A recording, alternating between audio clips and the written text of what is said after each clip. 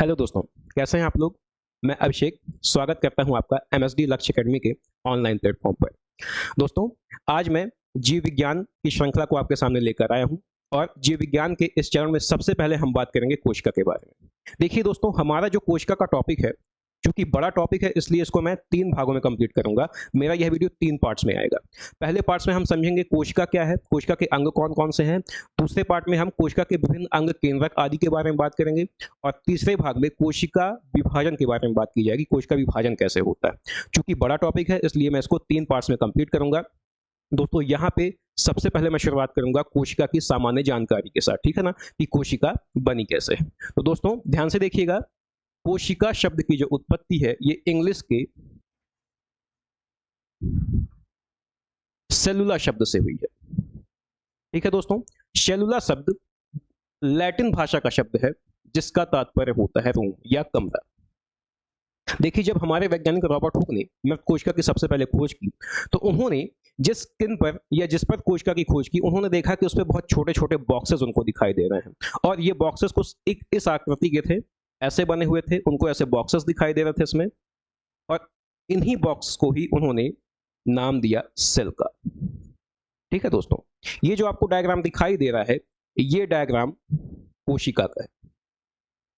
इसमें आप देख रहे हैं कोशिका में इसका ये बाहरी भाग यहाँ पे आपको समझ में आ रहा होगा, ये बाहरी भाग कहलाता है कोशिका भित्ति और इसके अंदर होते हैं कोशिका द्रव्य जिसमें बहुत सारे विभिन्न पार्ट्स होते हैं। ठीक है दोस्तों, इसके बारे में हम बाद में चर्चा करेंगे। सबसे पहले जानते हैं कि कोशिका का अध्ययन क्या कहलाता है। तो दोस्तों ध्यान से देखिएगा, बायो में कोशिका को साइटो कहा जाता है। अभी मैंने आपको इंग्लिश में बताया कि इंग्लिश में सेल कहलाती है, तो वहीं बायो में इसे साइटो कहा जाता है और कोशिका का अध्ययन बायोलॉजी कहलाता है। ठीक है दोस्तों, तो ये 2 क्वेश्चन तो आपके यहां से सॉल्व हो गए कि कोशिका का अध्ययन साइटोलॉजी कहलाता है और ये सेलुला शब्द से बना हुआ है। ठीक है दोस्तों, अब अगला क्वेश्चन है जीवन की सबसे छोटी मूलभूत इकाई। इसका तात्पर्य है दोस्तों कि जो कोशिका है वह हमारे शरीर का सबसे छोटा अंग नहीं बल्कि एक कार्यात्मक इकाई है। कार्यात्मक इकाई का तात्पर्य होता है कि जो एक समय में अनेक कार्यों को संपादित कर सके उसे कार्यात्मक इकाई कहा जाता है, वर्किंग यूनिट कहा जाता है। अब कोशिका में पाए जाते हैं बहुत सारे पदार्थ, उन पदार्थों के माध्यम से ही कोशिका विभिन्न कार्यों को संपादित करती है जिन्हें हम अभी आगे एक एक करके समझेंगे।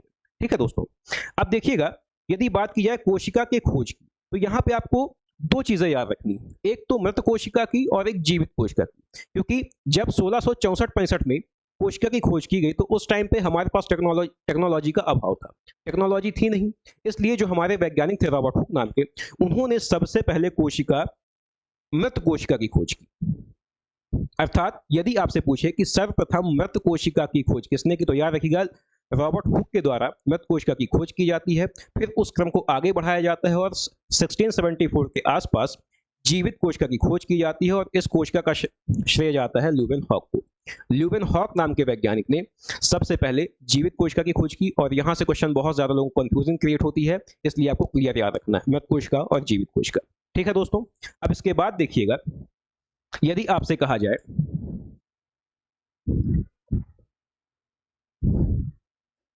कि कोशिका सिद्धांत किसने प्रतिपादित किया, तो दोस्तों सबसे पहले हम जानेंगे कोशिका सिद्धांत क्या है और उसको प्रतिपादित करने वाले वैज्ञानिक के क्या नाम है। तो दोस्तों कोशिका सिद्धांत को प्रतिपादित करने का श्रेय 1839 में श्लाइडन व श्वान नाम के वैज्ञानिक को जाता है, जिन्होंने सर्वप्रथम कोशिका सिद्धांत का प्रतिपादन किया। अब दोस्तों ये कोशिका सिद्धांत है क्या, तो इसे देखिएगा, दरअसल श्लाइडन श्वान ने यह बताया कि जो कोशिका होती है जीवन की सबसे छोटी मूलभूत कार्यात्मक इकाई है और इस संसार में कोई भी जीव हो, चाहे वो छोटा हो चाहे बहुत बड़ा जीव हो, वो हमेशा एक कोशिका से ही मिलकर बना होता है। अर्थात यदि कोई मानव है तो कभी मानव एक कोशिका में उसका विकास हुआ होगा, फिर धीरे धीरे उसका शरीर अनेक कोशिकाओं में विभाजन के फलस्वरूप एक बहुत बड़े शरीर का निर्माण हुआ। तो दोस्तों यही कहलाता है कोशिका सिद्धांत। और श्वान ने कहा कि कोशिका सिद्धांत के तहत प्रत्येक मानव का शरीर लगभग हजारों अरब कोशिकाओं से मिलकर बना होता है। ठीक है दोस्तों, तो ये है कोशिका का सिद्धांत। इसके बाद हम बात करेंगे इसके मापक की। तो दोस्तों कोशिका की माप की जाती है माइक्रोन, यह इसकी यूनिट होती है। यदि आपसे पूछे कोशिका की माप किसमें की जाती है तो यह माइक्रोन में मापा जाता है। इसके बाद दोस्तों देखिएगा, यदि बात की जाए कितने टाइप्स की कोशिकाएं होती हैं, सेल कितने टाइप्स की होती हैं, तो दोस्तों एक होती है प्रोकैरियोटिक, दूसरी होती है यूकैरियोटिक। अब इनमें डिफरेंसेस क्या है, तो आप ये डायग्राम देखिए, आपको इसमें क्लियर होगा। एक मैंने ये जो सेल आपको बनाकर दिखाई यहाँ पे, ये है प्रोकैरियोटिक, और यहां पर बनी हुई है यूकैरियोटिक कोशिका। अब आपको इन चित्रों में देखकर डिफरेंस समझ में आ रहा होगा कि इनकी आकृति, आकार, साइज काफी ज्यादा अलग होते हैं, बट इसमें सबसे मेजर डिफरेंस होता है इसमें पाए जाने वाले केंद्रक पे। आप दोनों सेल्स पे ध्यान से देखिएगा कि प्रोकैरियोटिक कोशिका में बाकी ऑर्गन्स तो लगभग लगभग सेम पाए जा रहे हैं, बस अलग होता है इसमें केंद्रक। अर्थात प्रोकैरियोटिक कोशिका में जो केंद्रक होता है, न्यूक्लियस होता है, उसका अभाव होता है। ठीक है दोस्तों। और यूकैरियोटिक कोशिका में पूरी तरह से केंद्रक विकसित होता है। अब दोस्तों आपके मन में सवाल आ रहा होगा कि केंद्रक के होने या ना होने से कोशिका में क्या प्रभाव पड़ेगा। तो दोस्तों याद रखिएगा, जिसमें केंद्रक उपस्थित होता है वह कोशिका काफी विकसित और अच्छी मानी जाती है, और उसको विभाजित होने में बहुत ही कम समय लगता है। यदि समय लगा भी तो वह बेहतर तरीके से विभाजित हो सकती है। इसीलिए यूकैरियोटिक कोशिका को प्रोकैरियोटिक कोशिका से बेहतर माना जाता है, केवल केंद्रक की उपस्थिति या अनुपस्थिति के कारण। आप इन दोनों डायग्राम्स में देखिए, आपको क्लियर हो जाएगा कि ये है प्रोकैरियोटिक कोशिका और ये है यूकैरियोटिक कोशिका। और यदि आपको सिंपल याद रखना हो तो प्रोकैरियोटिक कोशिका उसे कहा जाता है जिसमें केंद्रक पूरी तरह से अनुपस्थित होता है, तो वहीं यूकैरियोटिक कोशिका उसे कहते हैं जिसमें केंद्रक पूरी तरह से उपस्थित तथा वेल डेवलप्ड, विकसित होता है। ठीक है दोस्तों, तो ये हो गए कोशिका के टाइप्स, कोशिका के प्रकार। अब इसके बाद हम बात करेंगे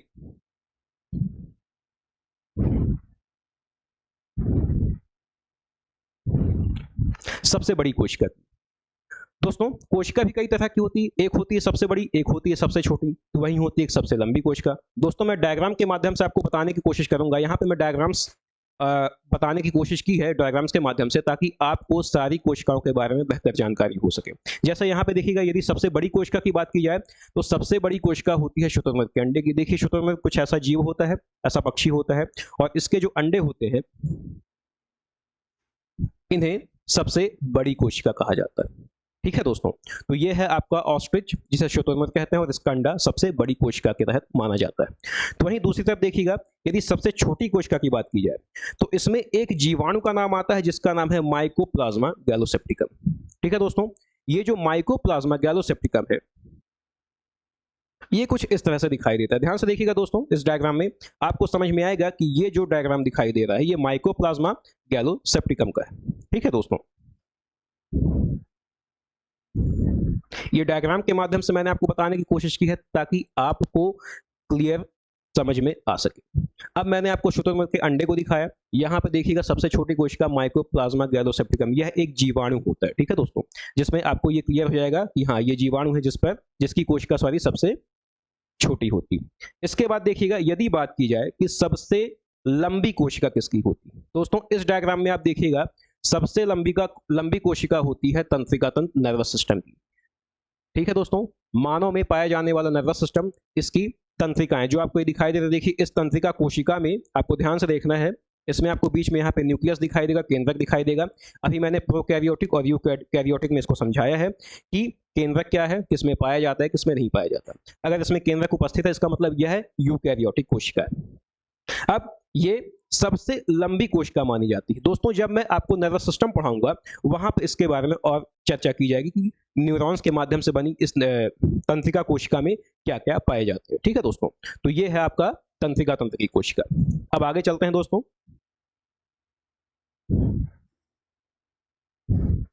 अब दोस्तों सबसे महत्वपूर्ण भाग में आ चुके हैं, जहां पे अब हम जानेंगे कि कोशिका के कितने भाग होते हैं, या कोशिका के कौन कौन से अंग हैं, या कोशिका में जो पाए जाने वाले अंग हैं उनकी चर्चा की जाएगी। ठीक है दोस्तों, तो यहाँ पे आप ध्यान से देखिएगा, इसको मैंने आसान बनाने के लिए 3 पार्ट्स में डिवाइड कर दिया है।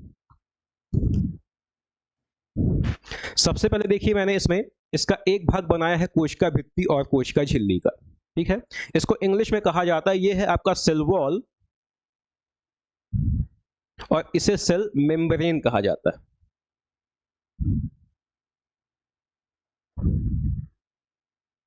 ठीक है दोस्तों, अब आइए समझते हैं। ये देखिए यहां पे आपको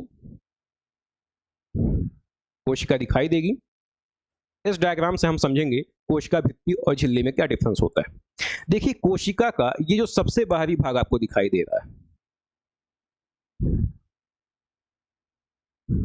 जहां से कोशिका की शुरुआत होती है, इस भाग को कहा जाता है कोशिका भित्ति। अब भित्ति को समझाने से पहले दोस्तों मैं आपको एक चीज बताना चाहूंगा कि कोशिका भित्ति पादप कोशिका में पाई जाती है जबकि जंतु कोशिका में उपस्थित नहीं होती। ठीक है, तो वहीं कोशिका झिल्ली पादप और जंतु दोनों में उपस्थित होती है। ठीक है, अब भित्ति वॉल से आपको अनुमान लगाना है कि अगर ये कोशिका भित्ति वॉल है तो ये अपेक्षाकृत कठोर होगी। कठोर होने से फायदा ये होता है कि यह पौधों को एक मजबूत आधार प्रदान करती है, जिससे पौधे मजबूत होते हैं, कठोर होते हैं। तो वहीं कोशिका झिल्ली जो होती है यह केवल जंतु कोशिका में पाई जाती है और जंतु कोशिका में ये अर्धपारगम्य होती है। ठीक है दोस्तों, अर्धपारगम्य का मतलब अभी मैं आगे क्लियर करता हूं। इसके बाद कोशिका का दूसरा भाग देखिएगा जिसे कोशिका द्रव्य के नाम से जाना जाता है। यह एक तरह का लिक्विड होता है, तरल होता है, लिक्विड होता है, जो कोशिका के अंदर जो आपको ये डॉट डॉट दिखाई दे रहे हैं ये सब है कोशिका द्रव के भाग। ये लगभग 99% लिक्विड पानी का ही बना होता है, 80 से 90% लगभग इसमें जल पाया जाता है और इसी में कोशिका के अन्य अंग आपस में तैरते रहते हैं जो अपना कार्य संपादित करते हैं। उनकी मैंने एक लिस्ट बनाई है, यहाँ पे देखिएगा दोस्तों। सबसे पहला है अंतःप्रदब्बी जालिका, फिर है राइबोसोम, उसके बाद है माइटोकॉन्ड्रिया, लाइसोसोम, गोल्जी उपकरण, सेंट्रोसोम, रिक्तिकाएं और लवक। ठीक है दोस्तों, ये ऐसे अंग हैं जो कोशिका द्रव्य में पाए जाते हैं। दोस्तों मैंने यहाँ पे पादप कोशिका और जंतु कोशिका को साथ में बताने की कोशिश की है, लेकिन जो पादप कोशिका आपस में पाए जाते हैं उनको मैं अलग से बता दूंगा और जो केवल जंतु कोशिका में उपस्थित होते हैं उनकी चर्चा मैं अलग से कर दूंगा, वहां पे आपको बता दूंगा। और तीसरा सबसे महत्वपूर्ण भाग जिसकी चर्चा भी हमने पहले की है कि कोशिका के सबसे मध्य में पाया जाने वाला भाग केंद्रक कहलाता है और यह केंद्रक सबसे महत्वपूर्ण होता है। यह भी केंद्रक द्रव्य, केंद्रिका, गुणसूत्र, डीएनए और आरएनए से बना हुआ है। दोस्तों आज के इस वीडियो में हम बात करेंगे कोशिका द्रव्य तक। इसके अगले पार्ट में हम केंद्रक और उसके अंगों के बारे में जानेंगे और तीसरे पार्ट में फाइनली हम कोशिका विभाजन के साथ कोशिका को खत्म करेंगे। ठीक है दोस्तों, तो बिना देर किए हुए आगे बढ़ते हैं और जानते हैं कोशिका के अंगों के बारे में।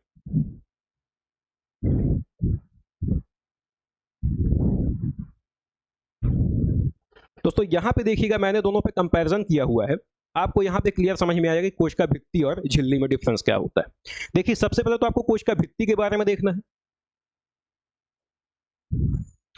कोशिका भित्ति ये केवल पादप कोशिका में उपस्थित होती है। इसका मतलब ये है कि केवल प्लांट सेल में उपस्थित होगी, जंतु कोशिका में नहीं पाई जाएगी, जो पौधों को मजबूत तथा आधार देने का काम करती है। ठीक है दोस्तों, निर्माण अब याद रखिएगा जो कोशिका भित्ति होती है इसका निर्माण होता है सेल्यूलोज, ये विशेष तौर पे आप इस पे याद रखिए। ठीक है दोस्तों, देन कार्य की यदि बात की जाए तो ये कोशिका के आकार को एवं उसके आकृति के निर्माण में सहायक होता है।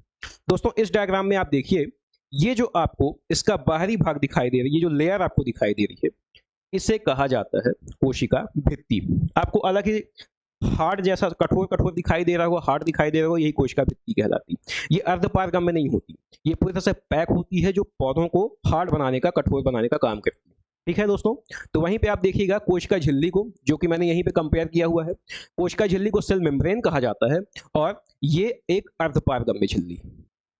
ठीक है दोस्तों, जिसका निर्माण होता है लिपिड से। ठीक है, दोनों में यदि कंपैरिजन किया जाए तो कोशिका भित्ति का निर्माण हो रहा है सेल्यूलोज से, तो वहीं कोशिका झिल्ली का निर्माण हो रहा है लिपिड से।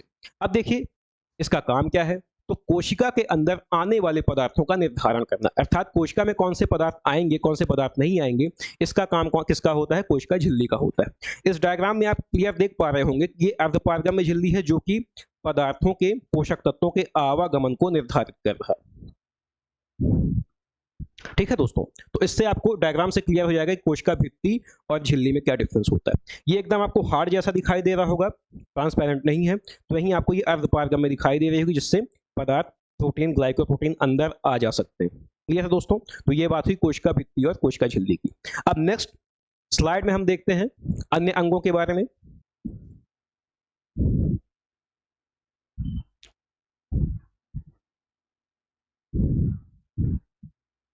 अब दोस्तों बात करेंगे हम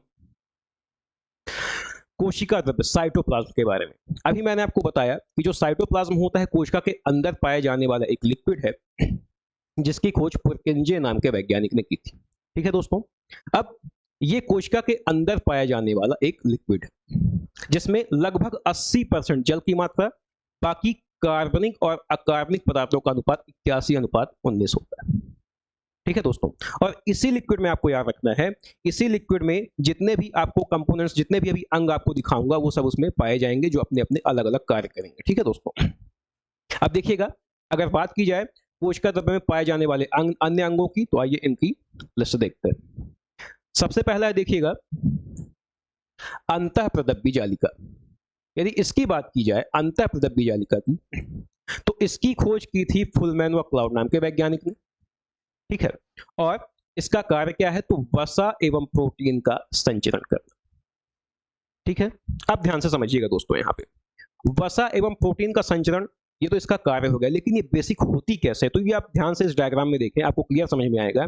ये इस तरह से लाइनिंग लाइनिंग करके पूरे कोशिका में फैली होती है। जैसे आपको यहाँ पे दिखाई दे रहा होगा, ये एक सेल है, सेल के अंदर जो आपको ये लाइनिंग दिखाई दे रही है, ये लाइनिंग ही कहलाती है अंतःप्रदब्बी जालिका। ठीक है दोस्तों, आप क्लियर देख पा रहे होंगे इसे, जहां पे मैं लाइनिंग बना रहा हूं, ये है अंतःप्रदब्बी जालिका। अब आप कहेंगे कि इसका काम तो मैंने बता दिया, लेकिन ये बेसिक इसका गुण क्या है, तो कोशिका में प्रत्येक जगह, जैसे बॉडी में कंकाल होता है, ठीक वैसे ही कोशिका में, या कह सकते हैं कोशिका के स्केलेटन सिस्टम का निर्माण किसके द्वारा किया जाता है, अंतःप्रदब्बी जालिका के माध्यम से। इसे एंडोप्लाज्मिक रेटिकुलम भी कहा जाता है इंग्लिश में।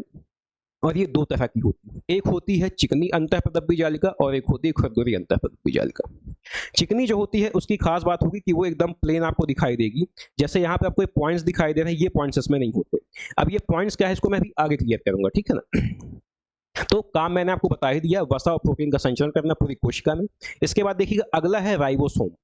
दोस्तों, जो ये राइबोसोम है, इसकी खोज की थी जी पैलिडे नाम के वैज्ञानिक ने। ठीक है दोस्तों, अब समझिएगा कि अंतःप्रदब्बी जालिका में चिकनी और खुरदुरी का मतलब क्या होता है। जितनी भी खुरदुरी अंतःप्रदब्बी जालिका होती हैं, उन सब में पाया जाता है राइबोसोम। आपको इस डायग्राम में क्लियर दिखाई दे रहा होगा, इसमें जो आपको डॉट डॉट दिखाई दे रहे हैं, पॉइंट्स दिखाई दे रहे हैं, दरअसल यही कहलाते हैं राइबोसोम। ठीक है दोस्तों, ये राइबोसोम जो होते हैं प्रोटीन संश्लेषण के लिए जगह देने का काम करते हैं। थैलीनुमा संरचना होती है, और जितना भी प्रोटीन होता है यहीं पे आकर उसका सिंथेसिस होता है और प्रोटीन का संश्लेषण पूरा होता है जाकर। ठीक है दोस्तों, यहाँ पे देखिए, इस पे लिखा हुआ है, कार्य की यदि बात किया तो प्रोटीन का संश्लेषण हेतु स्थान प्रदान करना, और इसका अन्य नाम क्या है, प्रोटीन की फैक्ट्री। अब चूंकि यहाँ पे प्रोटीन बन रहा है, संश्लेषण हो रहा है, इसलिए इसे प्रोटीन की फैक्ट्री भी कहा जाता है। ठीक है दोस्तों, आइए आगे बात करते हैं। अब यदि इसके साइज की बात की जाए तो लगभग 70 प्रकार की इनकी साइज होती है। ठीक है, तो डायग्राम में आपको क्लियर हो गया होगा दोस्तों कि अंतःप्रदब्बी जालिका और राइबोसोम में आपस में संबंध क्या है। जो खुरदुरी अंतःप्रदब्बी जालिका होती है, उसी में ही राइबोसोम चिपके होते हैं और अपने काम को अंजाम देते हैं। ठीक है दोस्तों, आप चलते हैं आगे।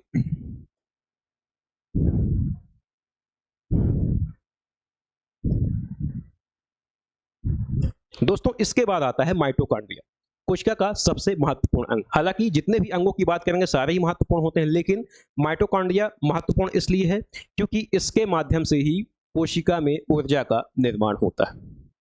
ठीक है दोस्तों,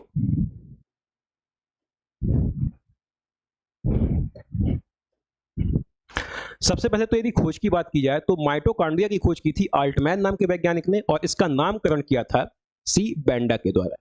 ये दोनों ही एक वैज्ञानिक है, एक ने खोज किया तो एक ने उनका नामकरण किया। ठीक है दोस्तों, इस डायग्राम में आपको क्लियर दिखाई दे रहा होगा कि माइटोकॉन्ड्रिया कुछ इस तरह से सारी कोशिकाओं में फैले हुए होते हैं। ठीक है, और इनमें जो अंदर आपको लाइनिंग दिखाई दे रही है, इनमें ही पाए जाते हैं छोटे छोटे एंजाइम्स, जिनके माध्यम से कोशिका के अंदर ऊर्जा का निर्माण होता है। और माइटोकॉन्ड्रिया जो ऊर्जा का निर्माण करता है वो हमेशा एटीपी के फॉर्म में होता है, जिसे एडेनोसाइन ट्राइफॉस्फेट कहा जाता है। इसकी चर्चा जब मैं श्वसन तंत्र आपको पढ़ाऊंगा वहां पे अच्छे से करूंगा कि एटीपी के रूप में ऊर्जा कैसे बनती है, कैसे उसका संचरण होता है। ठीक है दोस्तों, अब देखिएगा यहाँ पे ऊर्जा निर्माण में सहायक है, और अन्य नाम की यदि बात किया तो कोशिका का ऊर्जा ग्रह कहा जाता है, powerhouse of the cell कहा जाता है। क्यों? क्योंकि कोशिका में ऊर्जा का निर्माण माइटोकॉन्ड्रिया के द्वारा ही किया जाता है। ठीक है दोस्तों, अब चलते हैं नेक्स्ट अंग की ओर, और अगला है आपका लाइसोसोम। सबसे ज्यादा महत्वपूर्ण, सबसे ज्यादा इंपॉर्टेंट। क्यों? क्योंकि लाइसोसोम, ये देखिए आपको इसमें इस चित्र में क्लियर दिखाई दे रहा होगा, लाइसोसोम में अंदर छोटे छोटे हाइड्रोलाइटिक एंजाइम्स दिखाई दे रहे होंगे आपको। लाइसोसोम भी एक थैलीनुमा संरचना होती है। ठीक है, और इस थैली में होता है हाइड्रोलाइटिक एंजाइम, जो क्षतिग्रस्त कोशिकाओं को नष्ट करने या उनके पाचन में सहायक होता है। अब दोस्तों इसका काम क्या है या पाचन क्यों करता है, इसके बारे में डिस्कस करते हैं। आइए देखिएगा, सबसे पहले तो मैं खोज की बात करूंगा। इसके खोज करता है क्रिश्चियन डी ड्यूब नाम के वैज्ञानिक, जिन्होंने लाइसोसोम को खोजा। ठीक है, इसके बाद है इसका कार्य क्षतिग्रस्त कोशिकाओं का पाचन, इसके बारे में भी मैं और क्लियरिफाई करूंगा।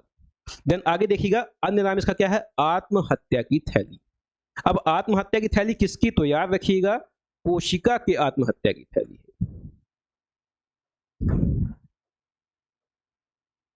अब आपके मन में एक प्रश्न आया होगा कि आत्महत्या की थैली क्यों कहा जाता है।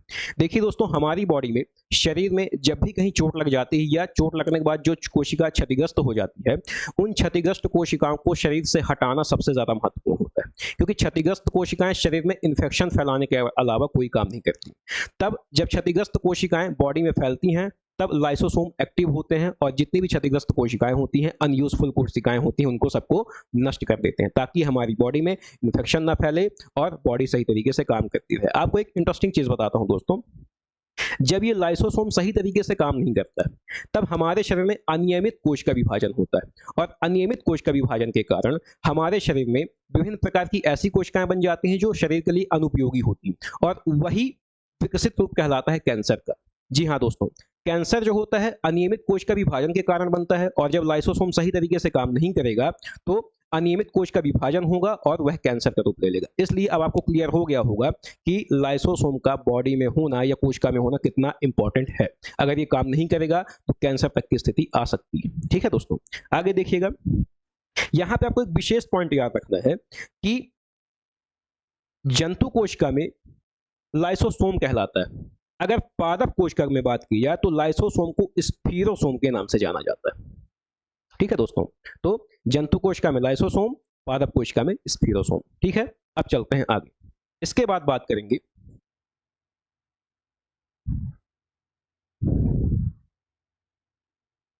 दोस्तों गाल्जी काय। गोल्जी काय भी एक महत्वपूर्ण अंग है जिसकी खोज कैमिलो गोल्जी नाम के वैज्ञानिक ने।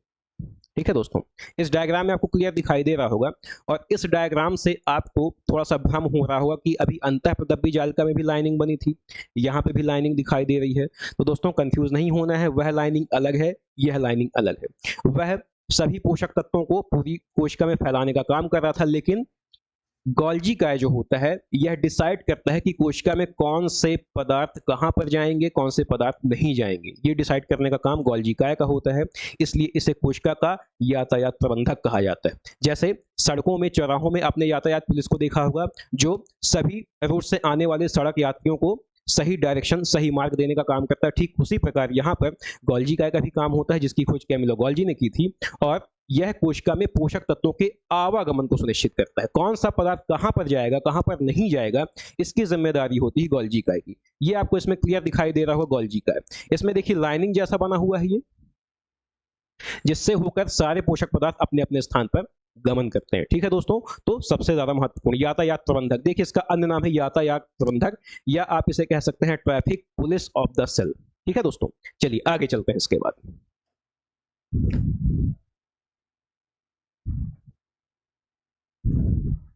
अब दोस्तों बात करेंगे सेंट्रोसोम की।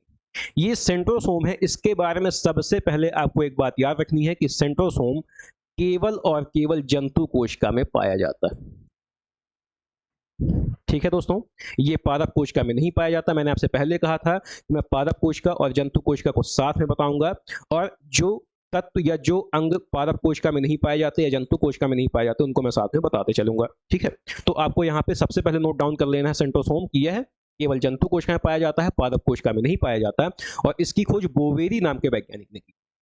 ठीक है दोस्तों, इस डायग्राम में आपको क्लियर दिखाई दे रहा होगा कि ये है सेंट्रोसोम। देखिए आपको लाइनिंग यहाँ पे बॉक्स नहीं बल्कि जैसे आपने लकड़ी देखी होगी, पाइप देखा होगा, उस तरह आपको यहाँ पे संरचना दिखाई दे रही होगी। देखिए छोटे छोटे कोशिका के अंदर यहाँ पे पाए जाते हैं।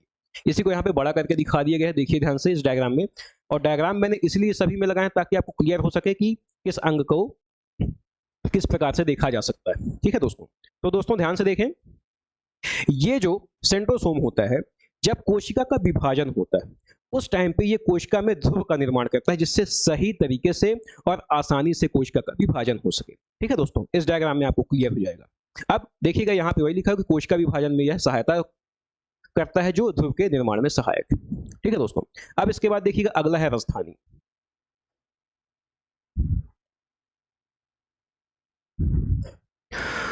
दोस्तों राजधानी को इंग्लिश में वैक्यूल्स भी कहा जाता है, और इसमें भी आपको एक महत्वपूर्ण बात याद रखनी है कि राजधानी पाई जाती है सबसे ज्यादा पादप में पाई जाती है, और पादप में सबसे बड़े आकार की होती। ये एक निर्जीव संरचना है जो थैलीनुमा होती। इसका मेन काम होता है पोषक तत्वों को अपने में संग्रहित करना, इसके अलावा इसका कोई काम नहीं दोस्तों। ठीक है। और सबसे बड़ी यदि बात किया देखिएगा, यह केवल पादप कोशिका में उपस्थित है जो बड़े आकार की होती। पादप के अलावा जंतु में भी होती है, लेकिन बहुत ही कम मात्रा में और बहुत ही छोटे आकार की। यदि बड़े आकार की बात की जाए तो पादप कोशिका में उपस्थित होती है, जबकि जंतु कोशिका में छोटी और बहुत कम पाई जाती। ठीक है। अब यदि कार्य की बात की जाए तो भोज्य पदार्थों का संग्रहण, जो मैंने आपको पहले ही बता दिया। ये देखिए कुछ ऐसे आपको बलून जैसा दिखाई दे रहा होगा, यहाँ पे आपको ये दिखाई दे रहे हैं जो ये आपकी राजधानी प्लांट सेल वैक्यूल लिखा हुआ है, क्योंकि प्लांट्स में काफी बड़ी पाई जाती है और एनिमल्स में छोटे होते हैं। ठीक है दोस्तों। चलिए अब आगे चलते हैं। नेक्स्ट आपका है लवक। लवक को दोस्तों ध्यान समझिएगा क्योंकि इसके कई पार्ट्स होते हैं। देखें आपको लाइब्रेरी जैसा दिखाई दे रहा होगा कि यहाँ पे एक बॉल जैसा बना है और इसमें बहुत सारी बुक्स जैसे यहाँ पे समाहित है। ये दरअसल लवक होता है। लवक दोस्तों याद रखिएगा, इसको इंग्लिश में प्लास्टिड कहा जाता है, जो केवल और केवल पादप कोशिका में पाया जाता है। यह जंतु कोशिका में उपस्थित नहीं होता। ठीक है दोस्तों। देखिएगा इसकी खोज की यदि बात किया तो हैकेल नाम के वैज्ञानिक ने की, और केवल पादप कोशिका में उपस्थित होता है। अब यदि इसके टाइप्स की बात की जाए तो देखिए दोस्तों ये 3 टाइप्स का होता है। मुख्यतः 3 टाइप्स का है, जिनमें से सबसे पहले देखिए यहाँ पे लिखा हुआ है वर्णी लवक। ठीक है। वर्णी लवक जो होते हैं ये रंगीन लवक होते हैं, जो पौधों में या उसके रंगीन भाग फूल, फल, भित्ति, बीज आदि को रंग देने का काम करते हैं। आपने देखा होगा दोस्तों, जैसे टमाटर लाल होता है, सेब लाल होता है, गुलाब का फूल आपने देखा होगा लाल होता है, तो उन्हें कलर देने का काम इन्हीं वर्णी लवक का ही होता है। इन्हीं वर्णी लवक के माध्यम से उन्हें कलर प्रदान किए जाते हैं। ठीक है दोस्तों। उसके बाद इसका दूसरा भाग है अवर्णी लवक। अवर्णी लवक, इसके नाम से ही आपको अनुमान लगा लेना है कि ये रंगीन नहीं होते बल्कि रंगहीन होते हैं, कलरलेस होते। अब कलरलेस है लेकिन इनका सबसे ज्यादा काम है। क्यों? क्योंकि पौधों के ऐसे भाग जो सूर्य के संपर्क में नहीं होते या सूर्य के ऊपर नहीं दिखाई देते, जैसे जड़ें, जड़ पृथ्वी के नीचे होती हैं। अब पृथ्वी के नीचे है तो सूर्य के संपर्क में नहीं आती, उन्हें भी भोजन चाहिए। तो जब पौधे भोजन बना देते हैं तो उन पौधों द्वारा बनाए गए भोजन को जड़ों तक स्टोर करने का काम किनका होता है? अवर्णी लवक का होता है। यही अवर्णी लवक क्या करते हैं जो इन कोशिका में पाया जाता है। देखिएगा ध्यान से, रंगहीन लवक, इसका काम क्या होता है? इसमें प्रिंटिंग मिस्टेक है शायद, इसमें लगता है लिखा नहीं गया है, लेकिन आप लोग ध्यान रखिएगा। अवर्णी लवक जो होते हैं ये जड़ों में पौधों द्वारा बनाए गए भोजन को स्टोर करने का या संग्रहित करने का काम करते हैं। ठीक है दोस्तों। इसके बाद लास्ट है देखिएगा हरित लवक। जो ये हरित लवक होता है ये कैसा होता है? हरे रंग का होता है, इसलिए इसे हरित लवक कहा जाता है। हरा है जो कि सूर्य के प्रकाश से वंचित नहीं होता। यहाँ पे दोस्तों इन लाइनों को आप थोड़ा सा ध्यान मत दीजिएगा, इसको मैं बता दे रहा हूं, उसे आप समझिएगा। जो हरित लवक होते हैं ये जनरली पत्तियों में पाए जाते हैं। ठीक है ना। पत्तियों में उपस्थित होते हैं, और पत्तियों में उपस्थिति इनकी पत्तियों में उपस्थिति के कारण ये भोजन निर्माण में सहायक होते हैं। ठीक है दोस्तों। तो भोजन का निर्माण मुख्यतः इन्हीं के द्वारा होता है, हरित लवक के माध्यम से। जब ये उपस्थित होंगे तभी पत्तियां प्रकाश संश्लेषण की क्रिया पूरी कर पाएंगी और भोजन का निर्माण कर पाएंगी। ठीक है दोस्तों। आज के इस वीडियो में मैं इन्हीं अंगों तक डिस्कस करूंगा। नेक्स्ट पार्ट में मैं बताऊंगा केंद्रक और उसके अंगों के बारे में, और लास्ट पार्ट में बताऊंगा कोशिका विभाजन क्या होता है। ठीक है दोस्तों। मेरा पहला वीडियो है, उम्मीद करता हूं आपको कुछ समझ में आया होगा, आपको अच्छा लगा होगा। धन्यवाद।